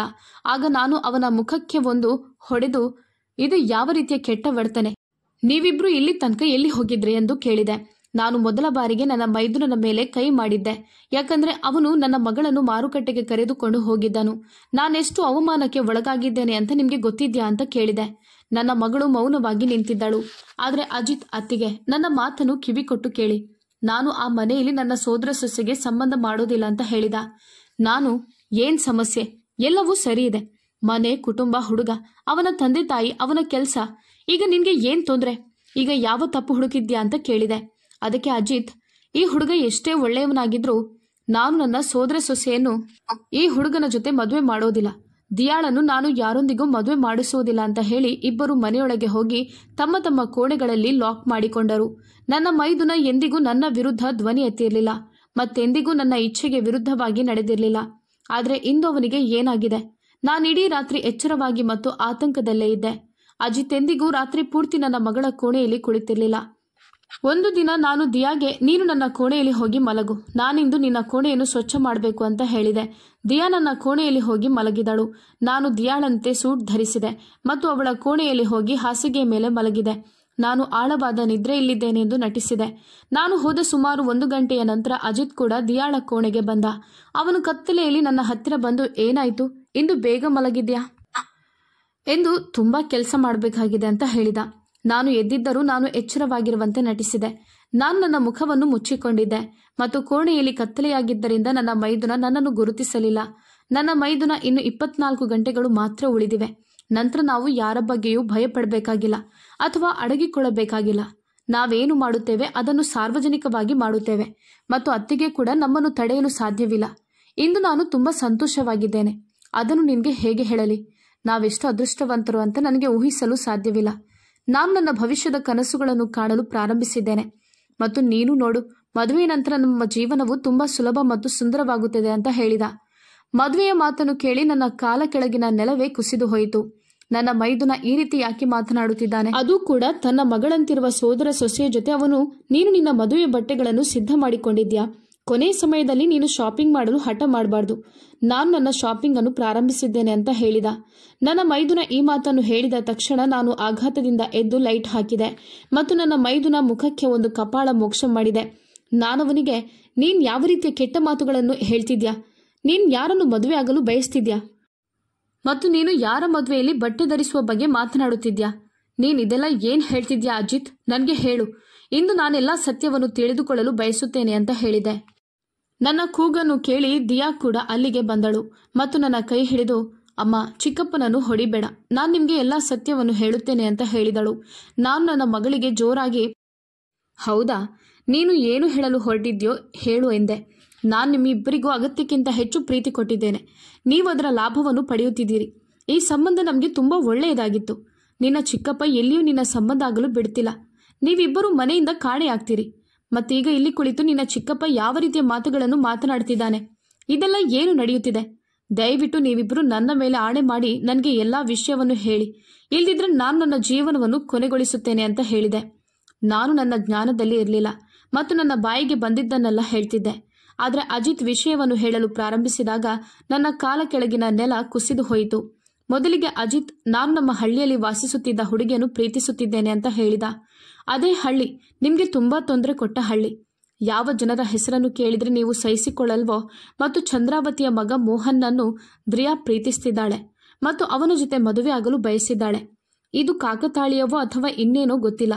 ನಾವಿಬ್ರು ನಿಮ್ಗೆ ಇಷ್ಟವಿಲ್ಲದ ಜನರನ್ನೇ ಪ್ರೀತಿಸಲು ಪ್ರಾರಂಭಿಸಿದ್ದೇವೆ. ನಾನು ನಮ್ಮ ಹಳ್ಳಿಯ ಮುಖಂಡನ ಹಿರಿಯ ಮಗಳನ್ನು ಪ್ರೀತಿಸುತ್ತೇನೆ. ಅವಳಿಗೆ ಇನ್ನೂ ಮದುವೆ ಆಗಿಲ್ಲ. ನಾನೊಂದು ಮನೆಯಲ್ಲಿ ಪೇಂಟ್ ಮಾಡಲು ಹೋದಾಗ ಅವಳು ಅಲ್ಲಿಗೆ ಬಂದಿದ್ಲು ಮತ್ತು ನೋಡಿದ ತಕ್ಷಣ ನಾನು ಅವಳನ್ನು ಪ್ರೀತಿಸಲು ಪ್ರಾರಂಭಿಸಿದ್ದೆ. ಈ ರೀತಿ ನಮ್ಮ ಪ್ರೀತಿ ಆಳವಾದ ಪ್ರೀತಿಯಾಗಿ ಬದಲಾಯಿತು. ಚಂದ್ರಾವತಿಯ ಮಗ ಮೋಹನ್ ದಿಯಾಳನ್ನು ಅವಳ ಕಾಲೇಜಿನಲ್ಲಿ ಭೇಟಿಯಾಗಿದ್ದ. ಈ ರೀತಿ ಇವರಿಬ್ಬರ ಸ್ನೇಹ ಕೂಡ ಪ್ರೀತಿಯಾಗಿ ಬದಲಾಗಿತ್ತು. ನಾವಿಬ್ಬರೂ ನಿಮಗೆ ಇಷ್ಟವಿಲ್ಲದ ಜನರನ್ನೇ ಪ್ರೀತಿಸಲು ಪ್ರಾರಂಭಿಸಿದ್ದೇವೆ. ನಾವು ನಿಮಗೆ ಈ ವಿಷಯವನ್ನು ಮೊದಲೇ ಹೇಳಿದರೆ ನೀವು ನಮ್ಮ ಮಾತನ್ನು ಒಪ್ಪುತ್ತಿರಲಿಲ್ಲ. ಆದ್ದರಿಂದ ನಾವು ಮದುವೆ ಆಗಲು ನಿರ್ಧರಿಸಿದ್ದೇವೆ. ಇದೇ ಕಾರಣಕ್ಕಾಗಿ ನಾವು ಒಬ್ಬರ ಜೊತೆಗೊಬ್ಬರು ಹಲವು ಗಂಟೆಗಳ ಕಾಲ ಕುಳಿತು ಏನು ಮಾಡುವುದು, ಹೇಗೆ ಮಾಡುವುದು ಅಂತ ಮಾತನಾಡುತ್ತಿದ್ದೆವು. ನಾನು ನನ್ನ ಮತ್ತು ದಿಯಾಳ ಮದುವೆಗಾಗಿ ಹಣವನ್ನು ಕೂಡ ಒಟ್ಟಿಗೆ ಸೇರಿಸುತ್ತಿದ್ದೆ. ಅವರಿಗಿಬ್ಬರಿಗೂ ಅವರ ಕುಟುಂಬದವರು ನಮ್ಮ ಮದುವೆಯನ್ನು ಒಪ್ಪೋದಿಲ್ಲ ಅಂತ ತಿಳಿದಿತ್ತು. ಆದ್ದರಿಂದ ನಾವು ಮನೆಯಿಂದ ಓಡಿ ಹೋಗಿ ಮದುವೆ ಆಗಲು ನಿರ್ಧರಿಸಿದ್ದೇವೆ. ನಾವು ರಿಜಿಸ್ಟರ್ಡ್ ಮ್ಯಾರೇಜ್ ಆಗಿದ್ದೇವೆ. ನಂತರ ನಿಧಾನವಾಗಿ ಎಲ್ಲರಿಗೂ ಈ ವಿಷಯ ತಿಳಿಯುತ್ತದೆ. ಆಗ ನೀವು ನಮ್ಮನ್ನು ಕ್ಷಮಿಸ್ತೀರಿ ಅಂತ ನಾವು ಭಾವಿಸಿದ್ದೆವು. ಅತ್ತಿಗೆ, ನಾವು ನಮ್ಮ ಪ್ರೀತಿಯ ಮುಂದೆ ಅಸಹಾಯಕರಾಗಿದ್ದೆವು. ನಾವು ನಿಮಗೆ ತೊಂದರೆ ಕೊಡಲು ಬಯಸಲಿಲ್ಲ. ಯಾಕಂದ್ರೆ ನಾವು ಪ್ರೀತಿಸುತ್ತಿರೋದು ಚಂದ್ರಾವತಿಯ ಮಗ ಮತ್ತು ಹಳ್ಳಿಯ ಮುಖಂಡನ ಮಗಳು. ಅವರಿಬ್ಬರು ನಮ್ಮನ್ನು ನಿಜವಾಗಿ ಪ್ರೀತಿಸ್ತಾರೆ. ಆದ್ದರಿಂದ ನಿಮ್ಮ ಒಪ್ಪಿಗೆಯೊಂದಿಗೆ ನಾವು ಹೇಗೆ ಮದುವೆ ಆಗಲು ಸಾಧ್ಯವಿತ್ತು? ಈ ಮಧ್ಯೆ ನೀವು ದಿಯಾಗೆ ಸಂಬಂಧ ನೋಡಿದ್ದರಿಂದ ನಾನು ಏನಾದರೂ ನೆಪ ಹೇಳಿ ದಿಯಾಳ ಸಂಬಂಧವನ್ನು ಮುರಿದು ಹಾಕ್ತಿದ್ದೆ. ದಿಯಾ, ಅಮ್ಮ, ಚಿಕ್ಕಪ್ಪ ನನ್ನನ್ನು ತುಂಬಾ ಪ್ರೀತಿಸ್ತಾರೆ. ಚಿಕ್ಕಪ್ಪ ಯಾವಾಗಲೂ ನನ್ನನ್ನು ಬೆಂಬಲಿಸಿದ್ದಾರೆ. ಚಿಕ್ಕಪ್ಪನ ಮದುವೆ ಅವರ ಇಚ್ಛೆಯಂತೆ ಆಗಬಾರ್ದು ಅಂತ ನಿಮಗೆ ಅನ್ನಿಸ್ತದಾ? ಮತ್ತು ನಾವು ನಮ್ಮ ಇಚ್ಛೆಯಂತೆ ನಮ್ಮ ಜೀವನ ಸಂಗಾತಿಯನ್ನು ಆಯ್ಕೆ ಮಾಡಿಕೊಂಡು ಸಂತೋಷವಾಗಿ ಬದುಕಬಾರದು ಅಂತ ನಿಮಗೆ ಅನ್ನಿಸ್ತದಾ ಎಂದು ಹೇಳಿದಳು. ಅಜಿತ್, ಅತ್ತಿಗೆ, ನಾವು ನಿಮಗೆ ನಮ್ಮ ಮದುವೆಯ ಸುದ್ದಿ ತಿಳಿಸಲು ಬಯಸಲಿಲ್ಲ. ನಮ್ಮ ಮದುವೆ ಆಗುವವರೆಗೆ ನಾವು ನಿಮ್ಮಿಂದ ಈ ವಿಷಯವನ್ನು ಮರೆಮಾಚಲು ಬಯಸಿದ್ದೆವು. ಆದ್ರಿಂದ ನಾವು ನೆಪಗಳನ್ನು ಹೇಳುತ್ತಿದ್ದೆವು. ನಾವು ಒಬ್ಬರ ಜೊತೆಗೊಬ್ಬರು ಇನ್ನೂ ಮಾತನಾಡಬೇಕಿತ್ತು ಮತ್ತು ನಾಳೆಯ ಬಗ್ಗೆ ಯೋಚನೆಗಳು ಮಾಡಬೇಕಿತ್ತು ಅಂತ ಹೇಳಿದ. ನನ್ನ ಮಗಳು ಮತ್ತು ಮೈದುನ ಕೈ ಮುಗಿದು, ದಯವಿಟ್ಟು ನಮ್ಮನ್ನು ಕ್ಷಮಿಸಿ. ಈ ವಿಷಯ ಕೇಳಿ ನಿಮಗೆ ತುಂಬಾ ದುಃಖವಾಗುತ್ತದೆ ಅಂತ ನಮಗೆ ಗೊತ್ತು. ನಾಳೆ ನಮ್ಮ ಮದುವೆ ಅಂತ ಹೇಳಿದ್ರು. ದಿಯಾ, ಅಮ್ಮ, ನೀವೇ ನನಗೆ ಹೇಳಿದ್ರಿ, ಈ ಜಗತ್ತಿನಲ್ಲಿ ನನಗೆ ತಂದೆ ಇಲ್ಲ, ಆದರೆ ದೇವರು ನನಗೆ ತಂದೆ, ಸ್ನೇಹಿತ ಮತ್ತು ಸಹೋದರನಂತಿರುವ ಚಿಕ್ಕಪ್ಪನನ್ನು ಕೊಟ್ಟಿದ್ದಾನೆ. ಆದ್ದರಿಂದ ನಾವು ಒಬ್ಬರಿಗೊಬ್ಬರು ಸಹಾಯ ಮಾಡುತ್ತಿದ್ದೆವು. ನಾವು ನಮ್ಮ ಇಚ್ಛೆಯಂತೆ ಜೀವನ ಸಂಗಾತಿಯನ್ನು ಆಯ್ಕೆ ಮಾಡಿದ್ದೇವೆ. ಹಳ್ಳಿಯ ಪರಿಸ್ಥಿತಿ ಈಗ ಸಂಪೂರ್ಣವಾಗಿ ಬದಲಾಗಿದೆ. ಯಾಕಂದ್ರೆ ಚಂದ್ರಾವತಿ ಆಂಟಿ ತೀರಿಕೊಂಡು ಹಲವು ವರ್ಷಗಳಾಗಿವೆ. ಈಗ ಎಲ್ಲವೂ ಸುಧಾರಿಸಿದ್ದಾರೆ. ಅಲ್ಲಿ ಯಾರೂ ನಿಮಗೆ ಏನು ಹೇಳಲು ಸಾಧ್ಯವಿಲ್ಲ. ಯಾಕಂದ್ರೆ ಮೊದಲು ಜನರು ನಿಮ್ಮ ಅಸಹಾಯಕತೆಯ ಲಾಭವನ್ನು ಪಡೆಯುತ್ತಿದ್ದರು. ಈಗ ನಮ್ಮ ಪರಿಸ್ಥಿತಿಗಳು ಮೊದಲಿಗಿಂತ ಉತ್ತಮವಾಗಿದೆ. ಆದ್ರಿಂದ ಯಾರೂ ನನ್ನ ತಾಯಿಯ ಮೇಲೆ ಬೆರಳು ಎತ್ತಲು ಧೈರ್ಯ ಮಾಡೋದಿಲ್ಲ. ನಿಮ್ಮ ಮಗಳು ಅಷ್ಟು ಧೈರ್ಯಶಾಲಿಯಾಗಿದ್ದಾಳಮ್ಮ. ಅವಳು ತನ್ನ ಕುಟುಂಬದ ಯಾವುದೇ ಸದಸ್ಯನ ಜೊತೆ ಕೆಟ್ಟದಾಗಿ ವರ್ತಿಸುವವರ ಕೈಕಾಲುಗಳನ್ನು ಮುರಿಯಬಹುದು ಎಂದು ಹೇಳಿದಳು. ಅಜಿತ್, ಹೌದು ಅತ್ತಿಗೆ, ದಿಯಾ ಸರಿಯಾಗಿ ಹೇಳ್ತಿದ್ದಾಳೆ. ಚಂದ್ರಾವತಿಯ ಮಗ ಮೋಹನ್ ತುಂಬಾ ಒಳ್ಳೆಯ ಮತ್ತು ವಿದ್ಯಾವಂತ ಹುಡುಗ. ಅವನು ಇಲ್ಲಿ ನಮ್ಮ ನಗರದಲ್ಲಿಯೇ ಕೆಲಸ ಮಾಡ್ತಾನೆ, ಚೆನ್ನಾಗಿ ಸಂಪಾದಿಸ್ತಾನೆ. ಮೋಹನ್ ತಾಯಿ ತಂದೆ ಇಬ್ರು ಈ ಜಗತ್ತನ್ನು ಬಿಟ್ಟು ಹೋಗಿದ್ದಾರೆ. ಈಗ ನಮ್ಮ ದಿಯಾಗೆ ಅಲ್ಲಿ ಯಾವುದೇ ಕೊರತೆ ಇರೋದಿಲ್ಲ. ಅವನ ಮನೆ ಕೂಡ ಮೊದಲಿನಷ್ಟು ಚಿಕ್ಕದಾಗಿಲ್ಲ. ಅವನು ತನ್ನ ಸಂಪಾದನೆಯಿಂದ ಮನೆಯನ್ನು ದೊಡ್ಡದು ಮಾಡಿಕೊಂಡಿದ್ದಾನೆ. ಮತ್ತು ಮುಖಂಡನ ಮಗಳ ವಯಸ್ಸು ನನ್ನಷ್ಟೇ ಆಗಿದೆ. ಮುಖಂಡ ತೀರಿಕೊಂಡ ನಂತರ ಅವಳ ಮಲತಾಯಿ ಇಲ್ಲಿಯವರೆಗೆ ಅವಳ ಮದುವೆ ಮಾಡಿಲ್ಲ. ಆದ್ದರಿಂದ ನಾನವಳನ್ನು ಮದುವೆ ಆಗಲು ಬಯಸುತ್ತೇನೆ. ಅವಳು ನನ್ನನ್ನು ತುಂಬಾ ಪ್ರೀತಿಸ್ತಾಳೆ. ನಾನವಳನ್ನು ನನ್ನ ಮನೆಯ ಗೌರವವಾಗಿಸುತ್ತೇನೆ ಮತ್ತು ನೀವು ಅವಳನ್ನು ತುಂಬಾ ಸಂತೋಷವಾಗಿ ಇಡುತ್ತೀರಿ ಅಂತ ನನಗೆ ಗೊತ್ತು ಅಂತ ಹೇಳಿದ. ಅವರಿಬ್ಬರು ಮಾತನಾಡುತ್ತಾ ಅಳುತ್ತಿದ್ದರು. ಒಂದು ವಿಷಯ ನಿಜ, ಇವರು ನನಗೆ ಸತ್ಯ ಹೇಳಿದರೆ ನಾನೆಂದಿಗೂ ಒಪ್ಪುತ್ತಿರಲಿಲ್ಲ ಮತ್ತು ಆ ಹಳ್ಳಿಯೊಂದಿಗೆ ಸಂಬಂಧವನ್ನು ಮತ್ತೆ ಬೆಳೆಸಲು ಬಿಡುತ್ತಿರಲಿಲ್ಲ. ಆದರೆ ಬಹುಶಃ ಇದು ಸರಿಯೇ. ನೀವೇನನ್ನು ಬಯಸುವುದಿಲ್ಲವೋ ಅದು ನಿಮ್ಮ ಜೊತೆ ನಡೆಯುತ್ತದೆ. ನಾನು ಆ ಹಳ್ಳಿಯಿಂದ ತುಂಬಾ ದೂರ ಬಂದಿದ್ದೆ, ಆದರೆ ಆ ಹಳ್ಳಿಯೊಂದಿಗೆ ಮತ್ತೆ ಸಂಬಂಧ ಬೆಳೆಯಿತು. ಅವರು ಆ ಹಳ್ಳಿಯಲ್ಲಿ ಇದ್ದವರನ್ನೇ ಪ್ರೀತಿಸುತ್ತಿದ್ದರು. ನಾನು ನನ್ನ ತಲೆಯನ್ನು ಹಿಡಿದು ಕುಳಿತಿದ್ದೆ. ನಾನೇನು ನಿರ್ಧರಿಸಬೇಕು ಅಂತ ನನಗೆ ಅರ್ಥ ಆಗಲಿಲ್ಲ. ಅವರಿಬ್ಬರು ನನ್ನ ಕಾಲಿಗೆ ಬಿದ್ದರು ಮತ್ತು ದಯವಿಟ್ಟು ಒಪ್ಪಿ, ನಮ್ಮ ಸಂತೋಷದಲ್ಲಿ ಭಾಗಿಯಾಗಿ. ನಾವು ಅವರಿಲ್ಲದೆ ಸಂತೋಷವಾಗಿರಲು ಸಾಧ್ಯವಿಲ್ಲ. ನೀವು ನಮ್ಮನ್ನು ನಿಮ್ಮ ಇಚ್ಛೆಯಂತೆ ಮದುವೆ ಮಾಡಿಸಲು ಬಯಸಿದ್ರೆ ನೀವು ಎಲ್ಲಿ ಹೇಳುತ್ತೀರೋ ಅಲ್ಲಿ ನಾವು ಮದುವೆಯಾಗುತ್ತೇವೆ. ಆದರೆ ನಾವು ಸಂತೋಷವಾಗಿ ಇರೋದಿಲ್ಲ ಅಂತ ಹೇಳಿದ್ರು. ನಾನು ಅವರಿಬ್ಬರ ತಲೆಯ ಮೇಲೆ ಕೈಯಿಟ್ಟು, ಮಕ್ಕಳೇ, ನಿಮ್ಗೆ ನಿಮ್ಮ ಸಂತೋಷದ ಬಗ್ಗೆ ನನಗೆ ಚಿಂತೆ ಇಲ್ಲ ಅಂತ ಅನ್ನಿಸ್ತಿದ್ಯಾ? ನಿಮ್ಮಿಬ್ಬರಿಗಾಗಿಯೇ ನಾನು ಆ ಹಳ್ಳಿಯನ್ನು ಬಿಟ್ಟು ಇಲ್ಲಿಗೆ ಬಂದಿದ್ದೆ ಮತ್ತು ನಿಮ್ಮಿಬ್ಬರಿಗಾಗಿಯೇ ನಾನು ಇನ್ನೊಂದು ಮದುವೆ ಮಾಡಲಿಲ್ಲ. ನನ್ನ ಇಡೀ ಜೀವನವನ್ನು ನಾನು ನಿಮ್ಮಿಬ್ಬರಿಗೆ ನೀಡಿದ್ದೇನೆ. ಈಗ ನಾನು ನಿಮ್ಮಿಬ್ಬರಿಗಾಗಿ ಇಷ್ಟು ತ್ಯಾಗ ಮಾಡೋದು ಸಾಧ್ಯವಿಲ್ವೇ? ಸರಿ, ನಾನು ಹಳ್ಳಿಗೆ ಹೋಗಿ ಮೋಹನ್ ಜೊತೆ ಮಾತನಾಡಲು ಬಯಸುತ್ತೇನೆ ಮತ್ತು ಅಜಿತ್ ಯಾರನ್ನು ಮದುವೆ ಆಗಲು ಬಯಸುತ್ತಾನೋ ಆ ಹುಡುಗಿಯ ಮನೆಗೆ ಸಂಬಂಧ ಕೇಳಲು ಹೋಗುತ್ತೇನೆ. ಮದುವೆ ಈಗ ಕೋರ್ಟ್ ಮ್ಯಾರೇಜ್ ಮೂಲಕ ಅಲ್ಲ, ಗೌರವದಿಂದ ನಡೆಯುತ್ತದೆ. ನಾನು ನಿಮ್ಮಿಬ್ಬರ ಮದುವೆಯನ್ನು ಮಾಡುತ್ತೇನೆ ಅಂತ ಹೇಳಿದೆ. ಅವರು ಪ್ರೀತಿಸಿದ್ದರು. ಅಂತಿಮವಾಗಿ ನನಗೆ ನನ್ನ ಮೈದುನ ಮತ್ತು ನನ್ನ ಮಗಳು ಮಾತ್ರ ಎಲ್ಲವೂ ಆಗಿದ್ದರು. ಆದ್ದರಿಂದ ನಾನು ನನ್ನ ಎಲ್ಲ ಸಂತೋಷಗಳನ್ನು ಅವರ ಮೇಲೆ ತ್ಯಾಗ ಮಾಡಿದ್ದೆ. ಹಾಗಾದ್ರೆ ನಾನು ಅವರ ಸಂತೋಷಕ್ಕಾಗಿ ಇಷ್ಟು ಮಾತನ್ನು ಒಪ್ಪಿಕೊಳ್ಳಲು ಸಾಧ್ಯವಿರಲಿಲ್ಲವೇ? ಮತ್ತು ಯಾವ ಹಳ್ಳಿಯ ಬಗ್ಗೆ ಮಾತನಾಡುತ್ತಿದೆಯೋ ಆ ಹಳ್ಳಿಯಿಂದ ನನಗೆ ತುಂಬಾ ಅವಮಾನವಾಗಿತ್ತು. ಆದರೆ ಈಗ ಎಲ್ಲವೂ ಸರಿಯಾಗಿದೆ. ಇದು ಹಲವು ವರ್ಷಗಳ ಹಿಂದಿನ ವಿಷಯ. ಆದ್ದರಿಂದ ನಾನು ಈ ವಿಷಯವನ್ನು ಮರೆಯಲು ಬಯಸುತ್ತೇನೆ. ನಾನು ಹಳ್ಳಿಗೆ ಹೋಗಿ ಮುಖಂಡನ ಮಗಳಿಗೆ ನನ್ನ ಮೈದುನನ ಸಂಬಂಧವನ್ನು ಕೇಳಲು ಹೋದೆ ಮತ್ತು ಇನ್ನೊಂದು ಕಡೆ ಮೋಹನ್ ತಾಯಿ ತಂದೆ ತೀರಿಕೊಂಡಿದ್ದರು. ಆದರೆ ಅವನಿಗೆ ಒಬ್ಬಳು ಅವಿವಾಹಿತ ಸಹೋದರಿ ಇದ್ದಳು. ಅವನು ತನ್ನ ಸಹೋದರಿಯನ್ನು ಕರೆದುಕೊಂಡು ನಮ್ಮ ಮನೆಗೆ ಬಂದಿದ್ದ. ಅವನು ದಿಯಾಳ ಸಂಬಂಧವನ್ನು ಕೇಳಿದ ಮತ್ತು ನಂತರ ಒಂದೇ ದಿನದಲ್ಲಿ ನನ್ನ ಮಗಳನ್ನು ಕಳುಹಿಸಿದೆ. ಮತ್ತಿನ್ನೊಂದು ಕಡೆ ನನ್ನ ಹೊಸ ಸೊಸೆಯನ್ನು ಮನೆಗೆ ಕರೆದುಕೊಂಡು ಬಂದೆ.